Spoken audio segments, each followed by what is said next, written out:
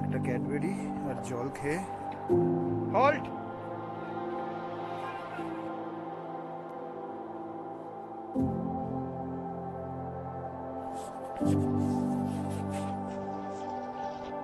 মোটামুটি এখন সন্ধে হয়ে গেছে আর একটু সরু রাস্তা, আমরা টর্চ জ্বেলেই কিন্তু মোটামুটি বেস ক্যাম্পের কিচেনে এখন বসে আছি।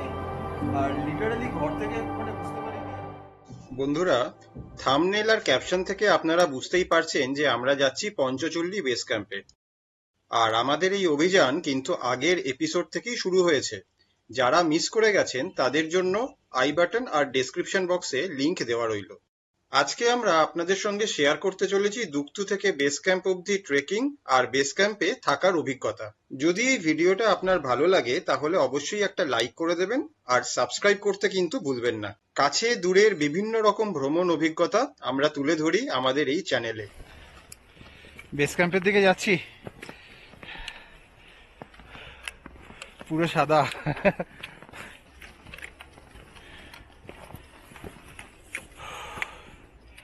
একটু মাঝে মাঝে দাঁড়িয়ে নিচ্ছি, একদম অভ্যেস নেই তো, আর শুরুতেই চড়াই।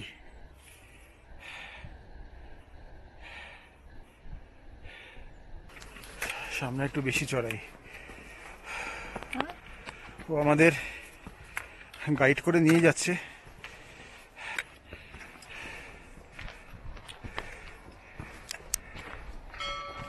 রেকর্ডিংটা বন্ধ করছি, একটু পরে আবার রেকর্ড করব। হাতটা জমে যাচ্ছে, আবার গ্লাভস পরি। কেমন লাগছে? আরে first time trekking in snowfall, heavy, দারুণ, লাইফ টাইম অ্যাচিভমেন্ট লাগছে।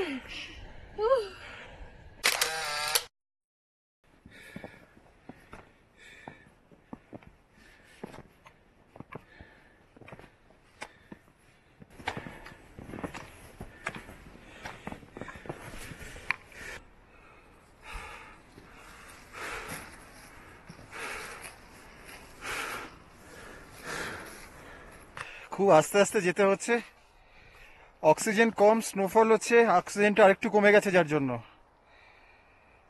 মোটামুটি দুপা দাঁড়িয়ে ভুল বলছি, মাথায় অক্সিজেন কম যাচ্ছে তো মোটামুটি দুপা এগিয়ে একটুখানি করে দাঁড়াচ্ছি। আরো বেশি ক্লাউডি হয়েছে, কিন্তু স্নোফলটা এখন একটু কম আগের থেকে। আগে তো খুব বেশি হচ্ছিল, কিন্তু চারদিক পুরো সাদা হয়ে গেছে।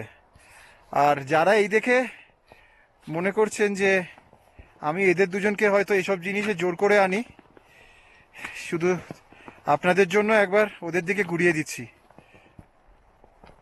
এই ভুল ধারণা নিয়ে একদম থাকবেন না, আমাদের প্রশ্রয়ও আরো উচ্ছন্নে গেছে, আরো বেশি। এমনিতে তো সুপ্ত ইচ্ছা ছিল, আর আমরা দুজনে আরো ঘিয়ে আগুন জ্বালিয়েছি, দাও দাও করে জ্বলছে এখন। ট্রেক ইন স্নোফল, বন্ধুরা বেরিয়ে পড়ো, ঘরের চার দেওয়ালের ভেতর থেকে বেরিয়ে পড়ো, দেখো পৃথিবীটাকে, দেখো প্রকৃতিটাকে উপভোগ করো। দিস ইজ কল্ড লাইফ ইয়ার, this is called life. Oxygen কম যাচ্ছে।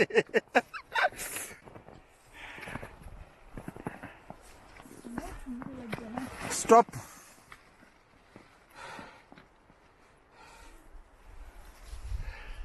চারদিকটা একবার দেখিয়ে দিই, চারদিক কা নজারা। আমার হিন্দিতে যদি বাংলা মেশানো না থাকে তাহলে আর কিসের বাঙালি হলাম আমি? মুভ। যেহেতু আমরা এখন সবে নিচ থেকে এসছি তো অক্সিজেন লেভেলটা একটু কম বলে একটু অসুবিধা হচ্ছে, আদারওয়াইজ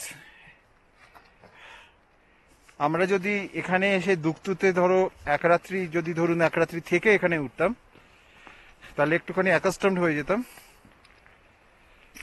তাহলে কিন্তু এতটা দাঁড়াতে হতো না ফ্রিকোয়েন্টলি।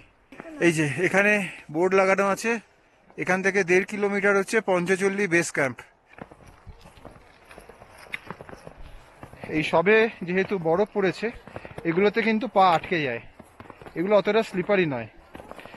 এগুলো যখন জমাট বেঁধে যাবে তখন এখান দিয়ে যাওয়াটা কিন্তু অনেক বেশি রিস্কি হয়ে যায়, তখন এগুলো স্লিপারি হয়ে যায়।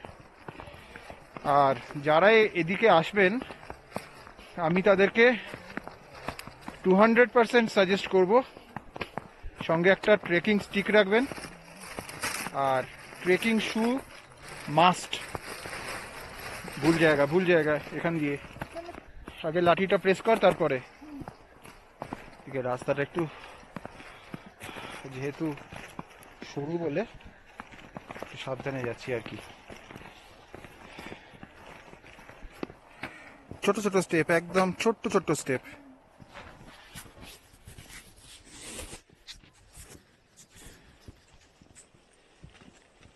ভেরি গুড, ছোট্ট ছোট্ট স্টেপ। তোর মা গান গাইছে। হ্যাঁ 2 মিনিট। Wait, halt. বসে পড় এই পাথরটায়। একটা ক্যাডবেরি আর জল খেয়ে আবার আমরা হাঁটছি। ওইখানে দেখুন, ওই যে বস্তাটা রাখা, ওটা হচ্ছে গার্বেজ ফেলার জায়গা। তো আপনারা যারা এখানে আসবেন প্যাকেট ট্যাকেট বটল ফটলগুলো ওইখানে ফেলবেন। কেউ প্লিজ মাঝখানে এদিক সেদিকে ফেলবেন না। সোনাই নাকি এরকমই, সোনাইয়ের ড্রিম ছিল বরফের মধ্যে এরকম একটা এনভায়রনমেন্টের মধ্যে দিয়ে ও বেস ক্যাম্পে যাবে। সোনাইয়ের ড্রিম আজকে ফুলফিল হচ্ছে। আর দেখুন আমরা কোন জায়গাটাতে এসে পৌঁছেছি। দুপাশে এরকম পাইন গাছের জঙ্গল।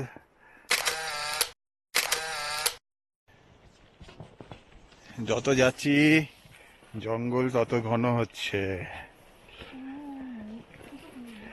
একটু আগে তাপসী বলছিল এখানে স্নো লেপার্ড আছে কিনা। এই জঙ্গলে কোনো স্নো লেপার্ড নেই। নর্মাল সময় এখানে ভাল্লুক থাকে, এখন ভাল্লুকও নেই, ঠান্ডায় নিচে নেমে গেছে। ভাল্লুক নিচে নেমে যাচ্ছে, আমরা যাচ্ছি বেস ক্যাম্পে। তবে এইখানে যেটা আছে সেটা হচ্ছে কস্তুরী মৃগ। কস্তুরী মৃগর নাভি হচ্ছে প্রচণ্ড কস্টলি। ওর নাভি থেকে যখন ওর নাভিটা নাকি খসে পড়ে, আর সেটা যখন পড়ে তার গন্ধেতে প্রায় চারদিকের অনেকটা এরিয়া একদম বম করতে থাকে। এবং ওই কস্তুরী মৃগের নাভি দিয়ে নাকি অনেক রোগের ট্রিটমেন্ট হয়। ওর নাভি দিয়ে অনেকে নেশাও করে, আর যারা ওর নাভি দিয়ে নেশা করে তাদের জন্য ওটা হচ্ছে একদম অমূল্য একটা জিনিস। তো মোটামুটি 40-50 হাজারে বিক্রি হয়। বসবি? দেখে আস্তে আস্তে আস্তে করে। পুরো মেঘে ঢাকা। যদি আজকে রাত্রিরে আরো স্নোফল হয়ে গিয়ে ক্লিয়ার হয়ে যায় তাহলে কালকে দেখা যাবে, আর না হলে বেস ক্যাম্প অবধি গিয়েই আমাদের খুশি থাকতে হবে। সোনাই বলছে নো প্রবলেম, এই রাস্তা দিয়ে যাচ্ছি এতেই মন ভরে গেছে। এটা দেখো, এটা ভুজপত্রের গাছ। কোনটা? এটা ছোট আছে। মোটামুটি এখন সন্ধে হয়ে গেছে আর একটু সরু রাস্তা, আমরা টর্চ জেলেই কিন্তু মোটামুটি এসছি। ও, আমরা বেস ক্যাম্পে পৌঁছেও গেছি। ওই দেখা যাচ্ছে base camp. We have reached the base camp. হ্যাঁ, তো মোটামুটি এরকম রাস্তা দিয়ে এলাম, পুরোটাই টর্চ জেলে এসছি লাস্টের দিকে। রাস্তাটা কিন্তু খুবই সরু, তো আর পুরোটাই বরফ পড়ে আছে বলে আরেকটু অসুবিধে। খুব সাবধানে এসছি আমরা, মোটামুটি 1 ইঞ্চি করে স্টেপ ফেলে আমরা তবে এসছি। আর এই আমরা প্রায় পৌঁছে গেলাম। চলুন এবার বেস ক্যাম্প অব্দি। মানে এটা যদি নর্মাল হতো তাহলে কিন্তু এতটা বলতাম না, কিন্তু পুরো রাস্তাটা যেরকম বরফ হয়ে আছে সত্যি মনে হচ্ছে যে একটা কোনো বেস ক্যাম্পে আমরা এলাম। লাইফে প্রথম বেস ক্যাম্প। তো এখানে সব ডোম টেন্ট করা আছে, এরকম জেনারেটরের ব্যবস্থাও রেখেছেন এনারা। ও, ডোম টেন্টের গায়ে পুরো বরফ পড়ে আছে। হ্যাঁ হ্যাঁ, পুরো বরফ পড়ে আছে দেখুন। অ্যাকচুয়ালি এগুলো ডোম টেন্ট নয়, এগুলো বলে ইগলু টেন্ট। এভারেস্ট বেস ক্যাম্পে এরকম কিছু ইগলু টেন্ট আছে। তো ইগলু টেন্ট, আর আসতে না আসতে দেখুন আমাদের গরম গরম চা। এক মিনিট, मैं इसको थोड़ा सा बंद कर लेता हूँ। আমরা ইগলু টেন্টে এসে বসে গেছি, আর এসে বসার সঙ্গে সঙ্গে মানে আমরা ঢুকলাম সঙ্গে সঙ্গে 3 গ্লাস গরম জল দিল, এসে বসার সঙ্গে সঙ্গে 1 কাপ করে গরম চা আর গরম গরম পকোড়া, আলুর পকোড়া আর পেঁয়াজের পকোড়া। আর এত সুন্দর ব্যবস্থা ভেতরে দেখুন, আমরা বেস ক্যাম্পে আছি, এরকম সুন্দর ইগলু টেন্ট, জেনারেটর চলছে, আলোর ব্যবস্থা, এতগুলো বেড, কম্বল, এতগুলো করে কম্বল রাখা, একটা বুখারা না সবচেয়ে বড় কথা, ঘরের মধ্যে এরকম একটা ফায়ার প্লেস টাইপের তৈরি করা আছে। এখানে বসে আছি টুপি ফুপি খুলে, জ্যাকেটও আমার লাগছে না, মানে পরে আছি জাস্ট, এতটাই গরম এখানে। মানে হাতের গ্লাভসও খুলে ফেললাম, কোনো অসুবিধা নেই। এখন এখানে টেম্পারেচার হবে -5 থেকে -7, কিন্তু এর মধ্যে কোনো রকম অসুবিধা হচ্ছে না। শুধু একটাই এখন কনসার্ন আছে, আকাশে মেঘ আছে, আমি একটু ওদিকে গেলাম, পঞ্চচুলি এখনো দেখা যাচ্ছে না, কিন্তু আমাদের উপরে কিছু তারা বেরিয়েছে, হয়তো রাত্রির বেলা যদি ক্লিয়ার হয়, ফিঙ্গার ক্রসড, খুব আশায় আছি যদি কালকে সকালবেলা আমরা একদম ক্লিন দেখতে পাই। 1 গ্লাস করে ধোঁয়া বেরোনো গরম টমেটো স্যুপ দিয়ে গেল। ও টয়লেটে গেছিল, কল থেকে জল সেরকম পড়ছে না, জল পুরো জমে বরফ হয়ে গেছে, আর যে ড্রপলেট গুলো পড়েছে সেগুলো জমে নিচটা ফ্লোরটা পুরো বরফ হয়ে গেছে। তো এখন এটা দিয়েছে, এত গরম দিয়েছে, মানে এই ঠান্ডাতেও খালি হাতে ধরতে পারছি না। একটু আগে কিন্তু গরম জল ধরে খেয়ে নিলাম। देखिए तो ये बुखारा निप गया है क्या? हीट এই थोड़ा এখন कम আমার हो गया। ফ্লাস্কে করে গরম জলও দিয়ে গেল। गरम जल है इसमें। হ্যাঁ, गरम जल। ফ্লাস্কে গরম জল দিয়ে গেল, আর এটা গরম একদম টমেটো স্যুপ। देखिए तो बुखारा का हाल। গ্লাস গরম আছে, এটা কিন্তু গ্লাসটা গরম।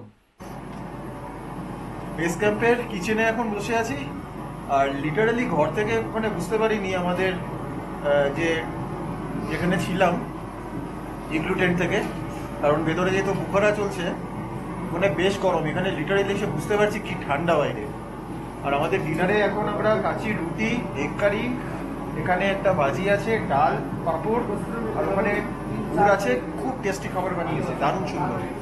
এই হচ্ছে এখানকার কিচেন, আর এনারা এখানে জানাচ্ছেন খুব ভালো ব্যবস্থা, কিন্তু মানে এই এরকম কন্ডিশনে যে এরকম একটা পাবো এটা কিন্তু আনএক্সপেক্টেড।